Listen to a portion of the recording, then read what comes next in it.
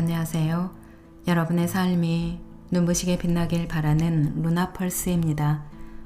오늘 소개해 드릴 책은 수술도 없이 약물도 없이 사라진 암입니다. 지은이는 한상도, 펴낸 곳은 사이먼 북스입니다. 이 책은 암을 선고받은 저자가 병원과 의사에게 의지하지 않고 스스로 자연 치유하는 과정을 엮은 책입니다. 그럼 책의 내용을 조금 소개해 드리겠습니다.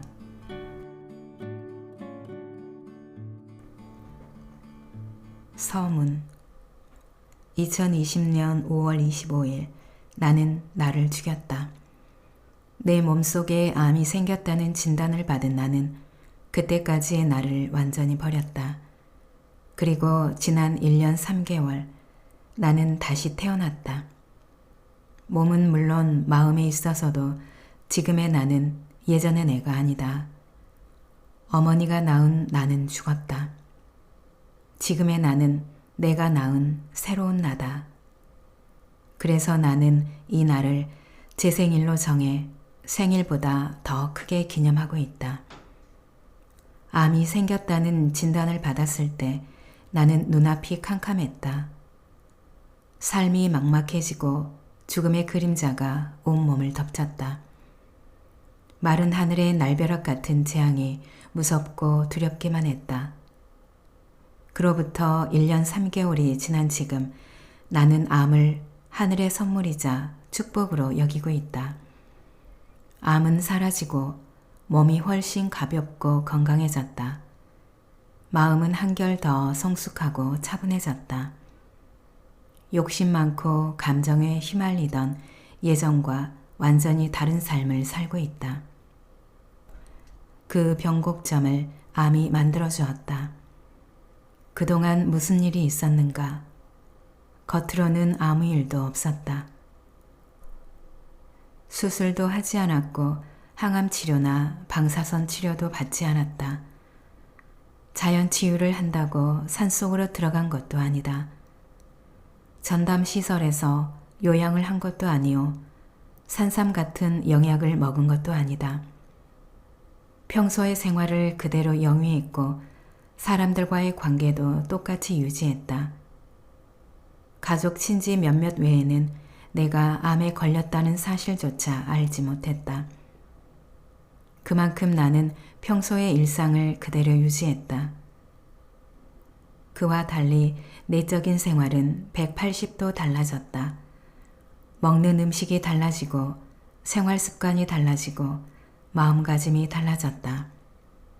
가리는 것 없이 닥치는 대로 먹던 습관을 버리고 몸에 좋은 음식을 철저히 가려 먹었다. 육류와 생선, 우유, 계란, 밀가루, 가공식품을 완전히 끊었고 과일과 채소, 현미 잡곡밥에 채소 반찬을 먹었다. 아침 저녁으로 매일 1만 보 이상 걸었고 주말에는 가까운 산을 찾았다. 아침에 일어나면 명상으로 하루를 시작했고 어떤 상황에서도 밝고 긍정적인 생각을 유지했다. 암을 치료한다는 생각 대신 몸과 마음을 재생시킨다고 생각하고 행동했다. 그것뿐이다. 누구나 알고 누구나 할 수 있는 상식에 가까운 것을 묵묵히 실천했을 뿐이다. 그런데도 많은 것이 달라졌다. 살이 빠지면서 몸이 가벼워지고 피부가 몰라보게 좋아졌다. 고혈압과 고콜레스테롤이 정상으로 돌아오고 통풍도 사라졌다. 탈모가 멈추면서 머리카락이 돋아나고 시력도 좋아졌다. 수시로 찾아오던 설사와 변비도 완전히 사라졌다. 그리고 마침내 암도 저절로 사라졌다. 마음 또한 유순하고 차분해졌다. 우라와 짜증이 사라지고 평정심이 유지되었다. 어둡고 부정적인 기운이 사라지고 늘 밝고 긍정적인 에너지가 넘쳤다. 몸도 마음도 예전과는 완전히 다른 내가 되었다. 흔히들 100세 시대라고 한다. 하지만 오래 산다고 좋은 것이 아니다. 건강하게 오래 살아야 한다. 노화와 질병으로 연명만 하는 삶이라면 수명 연장은 축복이 아니라 재앙에 가깝다. 암과 같은 만성질환은 외부에서 오는 것이 아니다. 나 스스로 초래하고 만드는 것이다. 그렇기에 이를 생활습관병이라고 부른다. 이는 그 치료와 회복 또한 외부가 아닌 내부에 있다는 것을 반증한다. 그러니 진정한 치유를 원한다면 외부로 향하는 시선과 관심을 내부로 돌려야 한다. 내가 주치의가 되어 내 몸을 알고 살피고 관리해야 한다. 그것이 근본적인 치유의 길이요 건강한 삶을 회복하는 길이다. 지금 당장 시작하다. 지식이란 아는 것이 아니다. 실행하는 것이다. 어느 책에선가 읽고 공감이 되어 가슴속에 밑줄을 그어 놓은 말이다. 지금부터라도 내 몸을 관리하자고 결심을 하니 불현듯 이 말이 떠올랐다. 나는 곧바로 주방으로 갔다. 냉장고와 싱크대를 뒤져 가공식품을 있는 대로 다 끄집어냈다.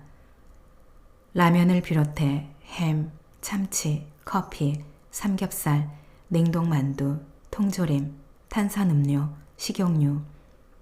꽤 많은 것들이 식탁 위에 수북이 쌓였다. 김치 냉장고에 넣어둔 소주와 맥주도 꺼냈다.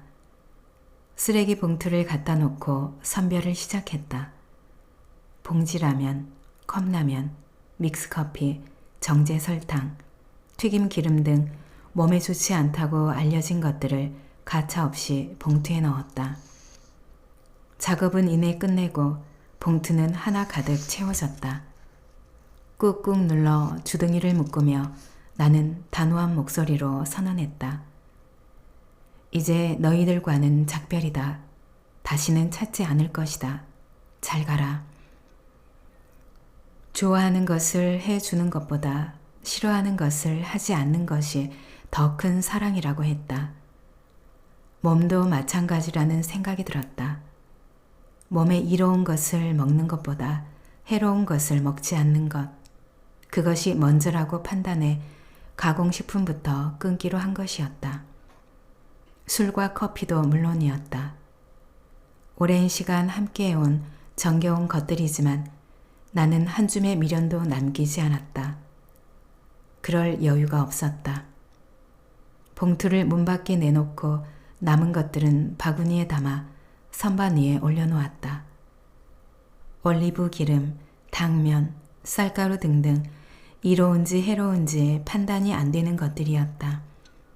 더 알아보고 공부해 판단이 서면 그때 조치할 생각이었다. 그 길로 나는 장바구니를 들고 마트로 갔다. 로컬 푸드 코너에서 현미와 수수쌀과 서리태 등 몇 가지 잡곡을 카트에 담았다. 토마토와 사과 같은 과일도 골랐다. 양배추와 브로콜리와 당근 등 여간에서 먹지 않았던 채소도 주저없이 담았다. 맛이 있는지 내 입맛에 맞는지는 고려하지 않았다. 얼마나 몸에 좋은지, 면역력을 키우는데 얼마나 도움이 되는지만 고려했다. 유기농이나 친환경 제품이 있으면 그것부터 집었다. 가격도 신경 쓰지 않았다. 카운터에서 계산을 하고 장바구니에 옮겨 담는데 물건들이 많이 낯설었다. 바로 전날과 비교해도 완전히 딴판이었다. 그래, 여태까지 먹은 것이 지금의 내 몸을 만들었다면 이제부터 먹는 것이 내일의 내 몸을 만들 것이다. 몸에 좋은 것만 먹자. 그러면 내 몸 또한 좋아지지 않겠는가? 마음속으로 나는 2번, 3번 다짐했다. 그날부터 나는 먹는 것을 완전히 바꿨다. 백미와 육류, 생선, 계란, 기름 등은 일절 입에 대지 않았다. 즐겨 먹던 밀가루 음식도 마찬가지였다. 종류를 불문하고 술은 한 방울도 마시지 않았고 하루 몇 잔씩 마시던 커피도 완전히 끊었다. 빵이나 피자나 과자 같은 가공식품은 두말할 필요가 없다. 대신 과일과 채소, 통곡물을 먹었다. 아침은 과일과 채소만 먹었다. 전립선에 좋다는 토마토와 사과를 기본으로 제철 과일 한두 개를 곁들였다. 거기에 양파, 당근, 양배추, 양상추, 비트 등으로 샐러드를 만들어 먹었다. 점심과 저녁은 수수, 콩, 귀리 등의 잡곡을 섞은 현미밥에 된장국이나 청국장, 미역국 등을 곁들였다. 반찬은 채소나 나물, 해조류로 차렸다. 조리를 할 때 식용유는 한 방울도 쓰지 않고 과일과 채소를 갈아 만든 즙을 사용했다. 동시에 먹는 양도 줄였다. 한국인은 밥심이라며 한 공기 수북하게 먹던 것을 4분의 3 정도로 줄이고 대신 시간을 늘렸다. 입에 넣고 씹고 또 씹었다. 10분 내외였던 식사 시간을 1시간 내외로 늘렸다. 씹는 것이 지루하면 책을 읽거나 유튜브를 보면서 먹었다. 먹는 음식은 물론 방식까지 완전히 바꿨다. 나의 일상 치유는 그렇게 시작되었다. 변화가 나타나다. 시간이 지나면서 몸이 한결 좋아졌다. 무거운 것을 들거나 운동을 할 때 맥풀림 현상이 나타나긴 했지만 강도가 약해져 견디기가 수월했다. 고비를 넘었다는 것이 몸으로 느껴졌다. 그때부터 몸 이곳저곳에서 크고 작은 변화가 감지되었다. 눈에 띄는 변화는 역시 체중 감소였다. 불과 2주일 만에 체중이 확 줄었다. 70kg이던 것이 62kg으로 8kg이나 빠졌다. 왜 그렇게 말랐냐? 어디 아프냐? 보는 사람마다 붙잡고 물어볼 정도였다. 빙그레 웃는 것으로 대답했지만 마음은 흐뭇했다. 관리를 하면서 제일 신경 쓴 것이 체중이었다. 몸 안에 쌓인 독소와 노폐물이 빠져야 몸이 살아나는데 그것을 보여주는 단적인 요소가 체중 감량이다. 그런 소리를 듣는다는 것은 내 몸이 긍정적인 방향으로 변화하고 있다는 반증이었다. 비슷한 시기에 욕실에서 머리를 감을 때였다. 뭔지 모르겠는데 평소와 느낌이 좀 달랐다. 주위를 둘러봤지만 바뀐 것은 아무것도 없었다. 고개를 갸웃거리며 드라이기로 머리를 말리는데 머리숱에 시선이 꽂혔다. 하는 감탄사와 함께 눈이 휘둥그레졌다. 전에 비해 머리숱이 풍성해 보이는 것이었다. 사실 나는 원형 탈모가 심했다. 50대가 되면서 정수리가 허옇게 드러났다. 샴푸를 기능성으로 바꾸고 영양제도 사서 바르는 등 많은 노력을 했지만 별 소용이 없었다. 시간이 갈수록 면적이 점점 넓어졌다. 남은 머리카락을 얇게 펴 스프레이로 고정시켜도 가려지지가 않았다. 유전이라는데 어쩌겠어. 대머리셨던 아버지를 원망하며 포기하고 살았다. 그런 상황인데 머리숱이 많아진 것 같으니 어찌 놀라지 않겠는가. 나는 이리저리 머리를 돌려가며 몇 번이나 확인했다. 핸드폰으로 셀카를 찍어 살펴보기도 했다. 정말이었다. 머리숱이 늘었을 뿐만 아니라 가장자리에 가느다란 잔털까지 올라오고 있었다. 정말 감탄사가 연이어 터져나왔다. 쿵쾅쿵쾅 가슴이 뛰었다. 근래에 경험하지 못한 희열이었다. 변화는 시력에서도 확인되었다. 나는 오래전부터 근시다. 책처럼 아주 근접한 것을 볼 때는 안경을 벗어야 하고 조금 떨어져 있으면 써야 한다. 그래야 제대로 보인다. TV도 그렇다. 안경을 쓰지 않으면 화면이 뿌옇게 보이고 자막은 읽지도 못한다. 안경이 없으면 생활 자체가 어려웠다. 어느 날 세수를 하고 거실로 나왔는데 켜놓은 TV의 자막이 읽혔다. 안경을 썼나 얼굴을 만져봤지만 잡히지 않았다. 안경을 벗었는데도 보이는 것이었다. 물론 선명하지는 않았다. 그래도 충분히 읽을 수 있었다. 뿌옇게 흐려 알아보지도 못했던 예전에 비하면 괄목할 만한 변화였다. 발 뒤꿈치도 달라졌다. 나는 피부가 거칠고 건조해 발 뒤꿈치에 각질이 심했다. 양말을 벗으면 가뭄에 논바닥 갈라지듯 뒤꿈치가 갈라지고 마른 백설기처럼 각질이 일었다. 사우나라도 다녀오면 긁어내고 쥐어뜯기에 바빴다. 그러던 것이 말끔히 사라졌다. 내 발이 맞나 싶을 정도로 깨끗하고 매끄러워졌다. 나도 모르는 사이에 변화였다. 정수리의 탈모와 근시, 그리고 발 뒤꿈치 각질. 생각해보니 심장에서 멀리 떨어진 말단 조직에 문제라는 공통점이 있었다. 혈액 공급이 원활하지 못해 산소와 영양이 부족하기 때문에 나타난 현상이었다. 그것이 개선되었다는 것은 그만큼 혈액순환이 원활해졌다는 것을 의미했다. 피가 잘 통하니 다 좋아진 거야. 나는 몇 번이고 고개를 끄덕였다. 이제 모든 것이 분명해졌다. 음식과 운동을 제대로 관리하자 소화작용과 혈액순환이 원활해지고 그 덕분에 산소와 영양소가 머리끝 발끝까지 원활하게 공급되어 세포 활동이 촉진된 것이었다. 그러자 확인해보고 싶은 것이 생겼다. 혈압이었다. 나는 오래전부터 혈압도 높았다. 지난번 검진에서도 위험 수준이었다. 몇 번을 재도 146 이상이었고 결과지에서도 고혈압 위험이 있다며 전문의 상담을 권했다. 전립선 암 때문에 잊고 있었을 뿐이었다. 하지만 지금은 다를 것 같았다.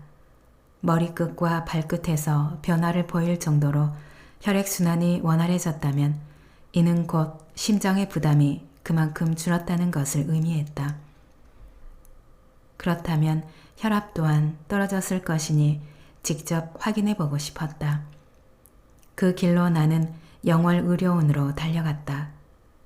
로비에 있는 혈압 측정기에 앉아 팔을 끼우고 시작 버튼을 눌렀다. 얼마 지나지 않아 측정 수치가 프린트되어 나왔다. 128에 80이었다. 몇 번을 다시 측정했다. 마찬가지였다. 130을 넘어가지 않았다. 나는 속으로 또 한 번 쾌재를 불렀다.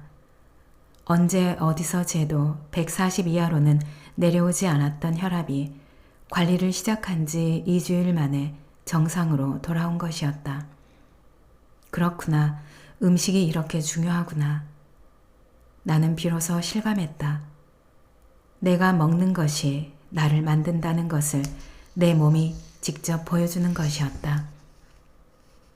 그렇다면 암 또한 극복할 수 있겠다는 희망이 생겼다. 공부를 해보니 암도 결국 같은 문제였다. 독소와 노폐물로 인해 영양과 산소를 공급받지 못한 세포가 이상 반응을 일으킨 것이 암세포요. 암세포가 쌓이고 쌓여 덩어리가 된 것이 암 종양이었다. 발생 원인에 있어서는 탈모나 각질과 다를 바 없었다. 물론 수십 년 동안 쌓이고 쌓인 것이니 쉽게 극복되지는 않을 것이다. 그래도 지금처럼 꾸준히 관리하면 언젠가는 사라질 것이고 내 몸은 본래의 모습으로 돌아올 거라는 기대가 생겼다. 암도 극복할 수 있겠다는 희망과 그런 나 자신에 대한 믿음, 2달 반 동안의 생체 실험을 통해 얻은 가장 큰 성과였다. 내 몸의 주치의는 나. 우리 집 화장실의 변기 옆에는 종이컵이 놓여 있다. 아침에 일어나 소변을 볼 때면 나는 종이컵에 일정량씩 받아 상태를 살펴본다. 색이 진한지 옅은지, 빛깔이 맑은지 탁한지, 이물질은 없는지, 이상한 냄새가 나지는 않는지 세심하게 체크한다. 일주일에 한두 번씩은 pH 측정기를 이용해 산도를 측정한다. 대변을 볼 때도 마찬가지다. 물을 내리기 전에 형태와 색깔을 살펴보고 고약한 냄새가 나지 않는지 확인을 한다. 평소와 다르게 보이거나 느낌이 좋지 않으면 전날 먹은 음식이나 활동 내용을 차근차근 점검한다. 평소 먹지 않던 것을 먹었는지, 하지 않던 행동을 했는지, 스트레스를 받지는 않았는지 하나하나 따져보며 원인을 찾는다. 나는 그렇게 내 몸과 소통하는 것으로 하루를 시작한다. 관리를 시작하고 얼마 지나지 않아서였다. 대변을 보고 상태를 확인하던 나는 내 눈을 의심했다. 누런 대변 사이에서 붉은 피가 번져 나오는 것이었다. 왜 갑자기 혈변이? 가슴이 뜨끔했다. 암 종양이 악화된 것 같은 불길한 예감이 들었다. 빨리 병원에 가야 할 것 같았다. 마음을 진정시키고 지난 며칠간의 몸 상태를 더듬어 보았다. 특이한 증상은 없었다. 나빠졌다는 느낌도 없었다. 전날 먹은 음식을 생각해 보았다. 평소와 다르게 먹은 것이 없는지 기억을 더듬었다. 그러자 비트가 생각났다. 평소에는 몇 가지 채소와 함께 샐러드로 먹는 게 전부였는데 전날 무와 함께 생채를 만들어 먹은 것이었다. 퍼뜩 생각이 나서 휴대폰을 꺼내 비트와 혈변을 검색했다. 아니나 다를까 궁금증이 풀렸다. 비트를 많이 먹으면 붉은 변이 나온다. 혈변이 아니고 비트의 색이니 걱정할 필요 없다는 내용이 지식인의 Q&A로 정리되어 있었다. 그제야 붉은색이 피와는 조금 달랐다는 생각이 들었다. 안도의 한숨이 터져나왔다. 외형과 달리 몸속의 세상은 눈에 보이지 않는다. 어디서 어떤 일이 벌어지고 있는지 알 수가 없다. 심장이 막혀도 악성 종양이 생겨도 증상으로 나타나기 전까지는 알지 못한다. 하지만 관심을 갖고 세심히 관찰하면 어느 정도 예측이 가능하다. 몸은 밖으로 배출하는 물질을 통해 내부의 상태를 알려주기 때문이다. 대표적인 것이 배설물이다. 하루에도 몇 번씩 배출하는 소변이나 대변에는 몸 안의 상태를 알 수 있는 정보와 신호가 담겨 있다. 색깔, 빛깔, 형태, 냄새 등을 보면 어느 정도 짐작이 가능하다. 땀이나 열, 피부의 상태 등도 마찬가지다. 하지만 대부분의 사람들은 이를 알지 못한다.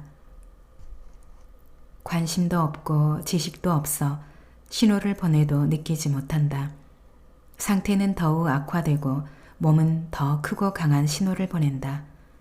염증이나 통증, 대사장애의 형태로 나타나는 몸속의 신호, 우리가 말하는 질병이 그것이다. 그러니 몸의 신호에 귀를 기울이고 몸과 소통해야 한다. 그것만으로도 대부분의 질병은 예방이 가능하다. 암도 마찬가지다. 세계적인 석학들의 연구가 그렇게 말하고 있고 내 경험이 그것을 뒷받침하고 있다. 몸과의 소통, 치유는 거기에서 시작된다. 암 진단을 받기 전까지 나는 몸에 대해 몰랐다. 몸과의 소통 또한 불통이었다. 지금 와서 생각해보면 몸은 오랫동안 수많은 신호를 보냈는데 나는 알아차리지 못했다.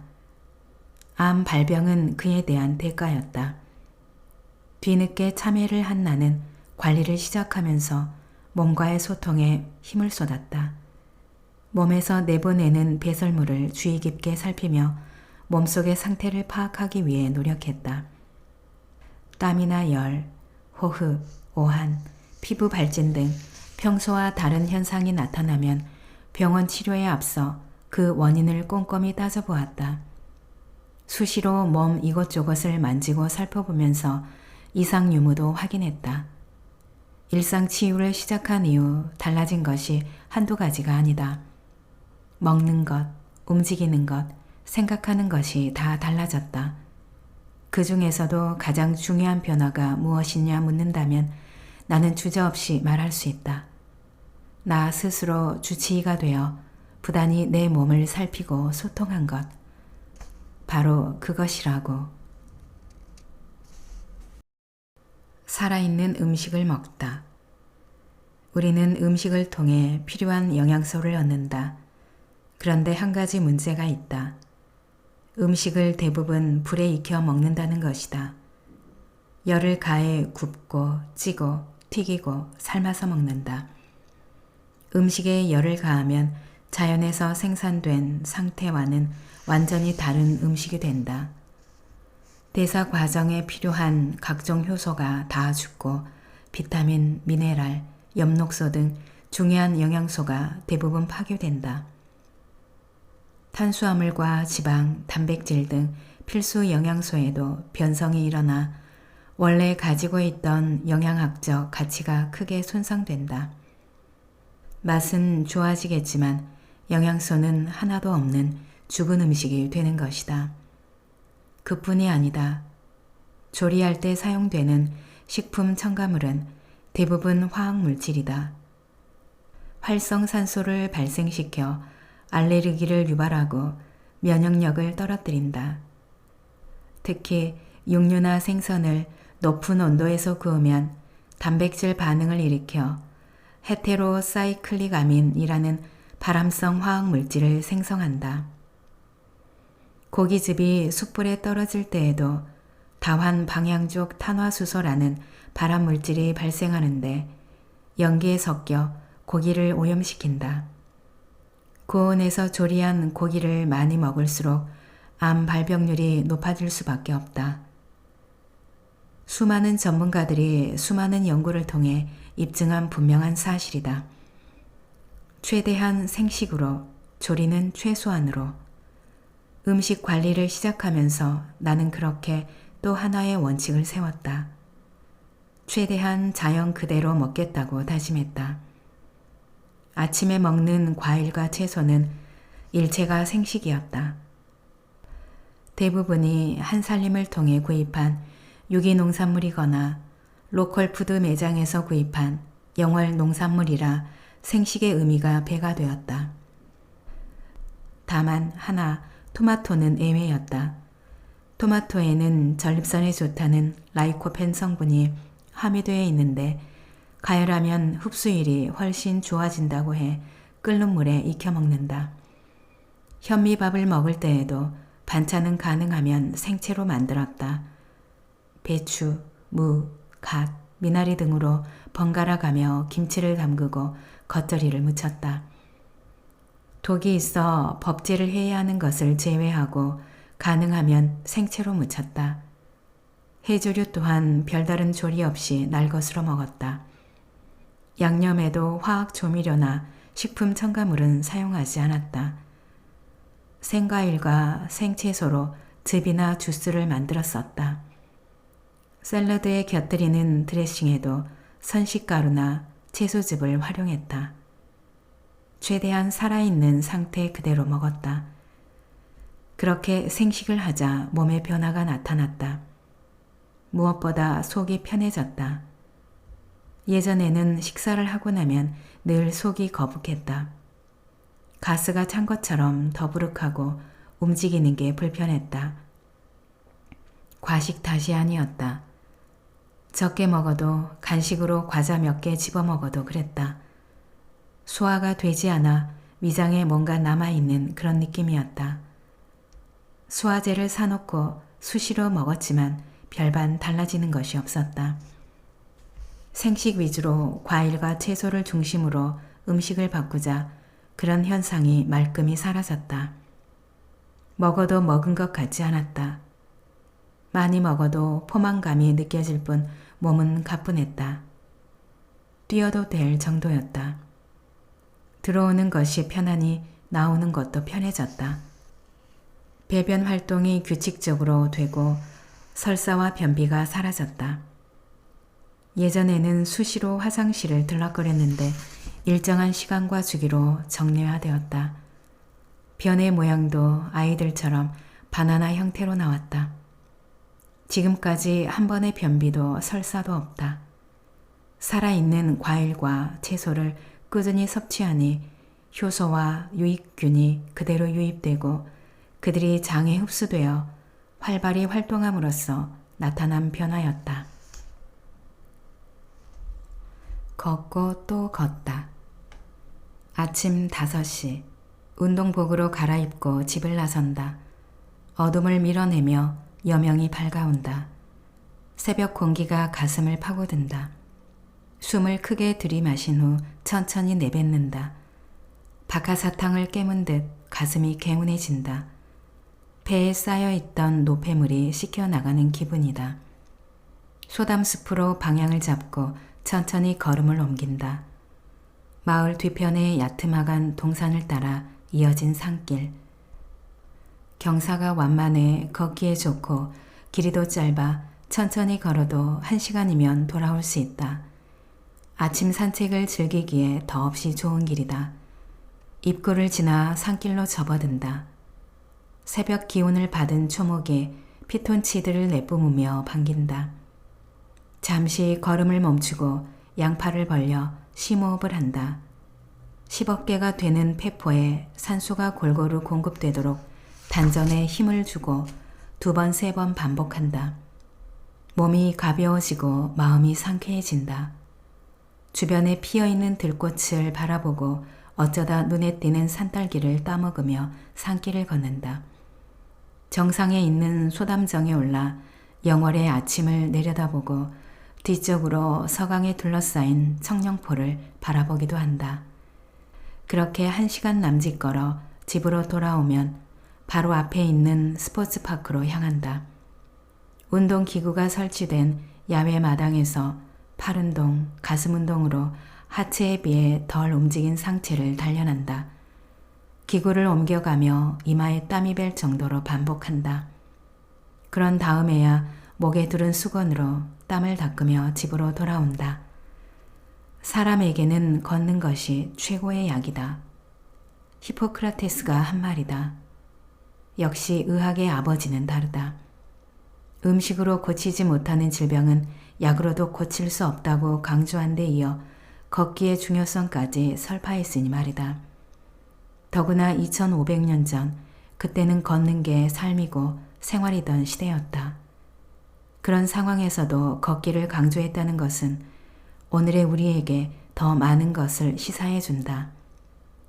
당시에 비해 10분의 1, 어쩌면 100분의 1도 걷지 않는 현실을 감안하면 걷기의 중요성은 아무리 강조해도 지나치지 않을 것이다.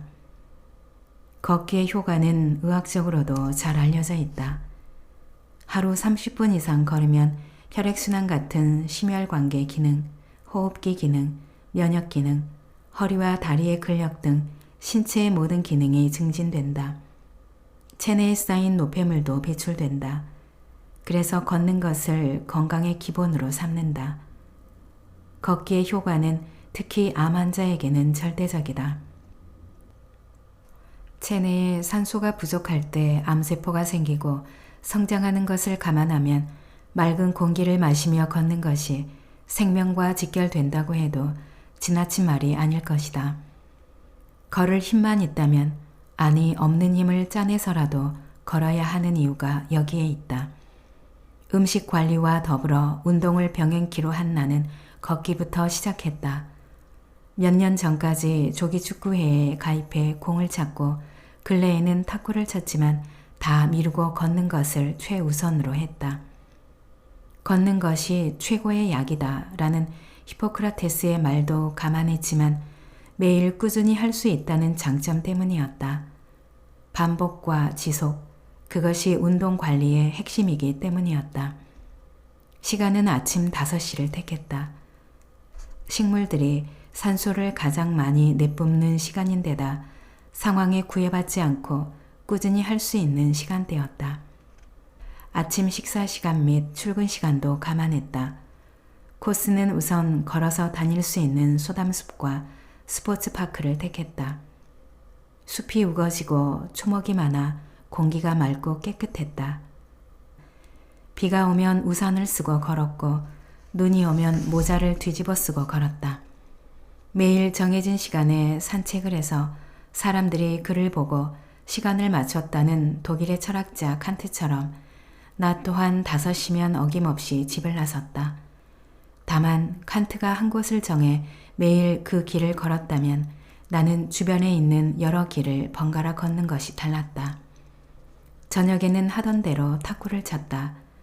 일주일에 2-3번씩 땀이 흠뻑 나도록 열심히 쳤다. 하지만 코로나19로 인해 탁구장 출입이 어려워져 저녁 또한 걷는 것으로 바꿨다. 식사를 한 뒤 산책 삼아 30에서 40분 가볍게 걸었다. 나는 매일 아침 저녁으로 1만 보 이상 걸었고 1년이 지난 지금도 변함없이 걷고 있다. 새벽 4시 기지개를 켜고 몸을 일으킨다. 물을 한 잔 마신 다음 정좌를 하고 앉아 명상을 한다.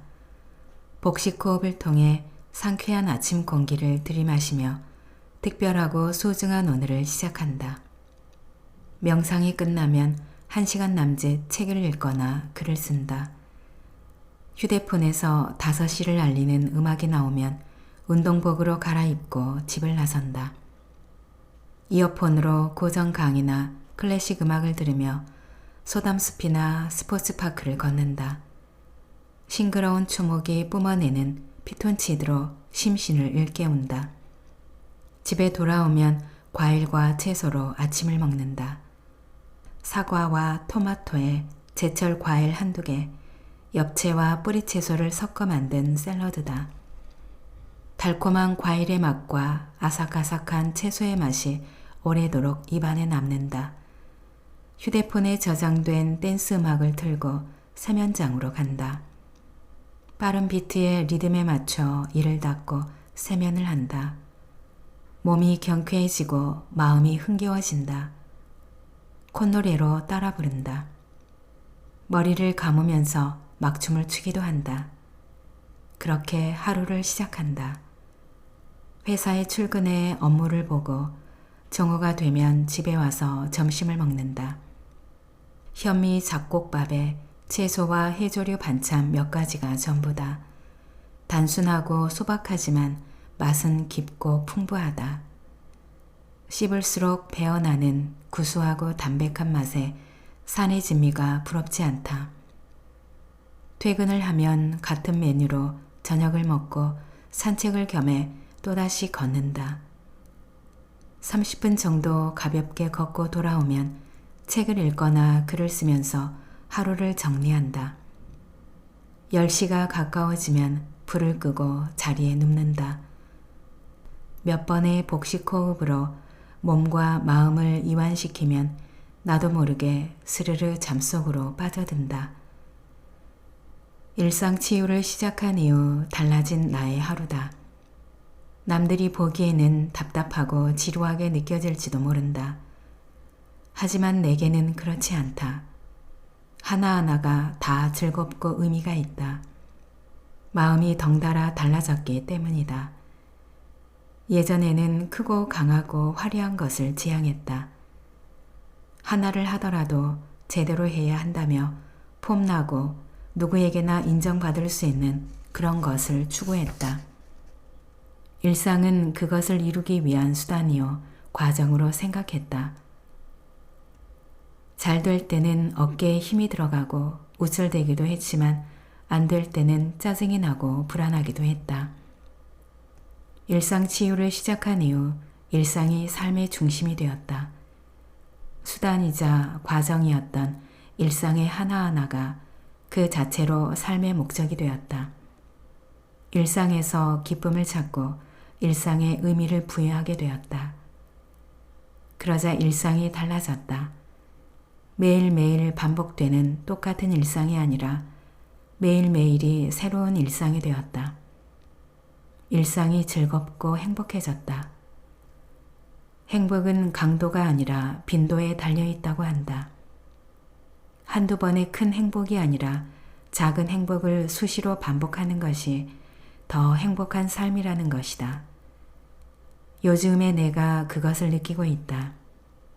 매일매일의 일상에서 작고 소박한 행복을 만끽하고 있다. 그래서 나는 삶이 행복하다. 일상치유는 암을 치료하는 항암 프로그램이 아니다. 질병을 예방하고 치료하는 의료 프로그램도 아니다. 생활 습관을 바꿔서 심신을 재생시키는 양생 프로그램이다. 그렇기에 병이 생겨 하는 것이 아니요 병이 나았다고 그만둘 것도 아니다. 늘 마음을 챙겨 실천해야 할 라이프 스타일이다. 흐르는 강물처럼 역사는 진전한다. 진전된 역사는 과거로 돌이킬 수 없다. 불가역이다. 내 삶도 그러하다. 암 진단 후 일상 치유를 통해 내 삶은 한 단계 진전했다. 그러니 암이 다 나았다고, 심신이 건강해졌다고 예전으로 돌아가지 않는다. 진전된 삶 또한 불가역이기 때문이다. 암이 내게 준 선물이다.